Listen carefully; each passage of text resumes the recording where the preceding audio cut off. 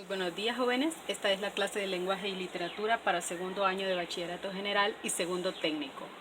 Vamos a iniciar con la unidad número 4, titulada Literatura Latinoamericana, el realismo regionalista, crítico y social. El primer tema que corresponde a la unidad 4 es el realismo.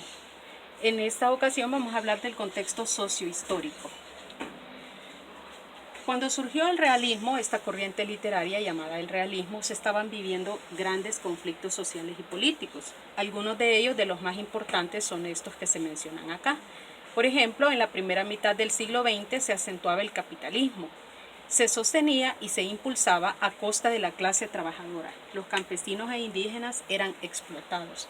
Es decir, que el capitalismo estaba dando bastantes beneficios, ganancias a los grandes dueños de esas fábricas, de esas empresas, pero a costa de la explotación de campesinos e indígenas. Habían conflicto, ¿verdad? Un ambiente conflictivo. También dentro de esta época se da el aparecimiento de Estados Unidos como una gran potencia en la región que empieza a influir en los demás países latinoamericanos.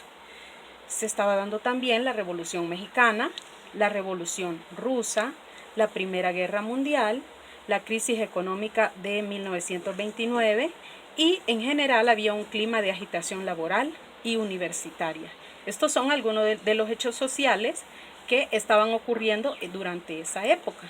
Ahora bien, eso dio lugar al surgimiento de una nueva corriente literaria, el realismo. Las letras latinoamericanas se orientan a la descripción del entorno real, identificando o denunciando los males sociales que afligían a cada comunidad.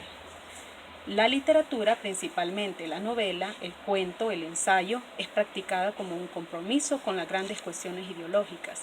Es decir, que los escritores cambiaron la forma tradicional de escribir y se enfocaron ahora en reflejar el entorno real de lo que se estaba viviendo.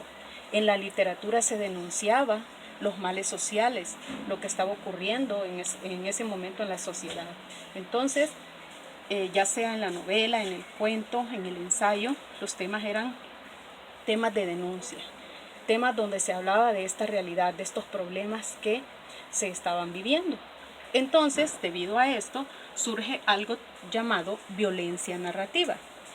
La violencia narrativa es una serie de innovaciones técnicas y descubrimientos lingüísticos que han destruido los esquemas tradicionales del tiempo, el espacio, el lenguaje.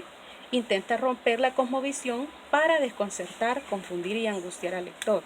¿Por qué se le llamó violencia narrativa? Es decir, que se narraban, como dije anteriormente, los hechos que estaban ocurriendo y por el tipo de hechos que estaban viviendo las sociedades, era violencia, ¿verdad? Los hechos que se estaban viviendo. Por eso surgió este término, este concepto llamado violencia narrativa, que fue una forma totalmente distinta de escribir, con técnicas innovadoras, descubrimiento de nuevos términos lingüísticos, rompiendo en sí los esquemas tradicionales.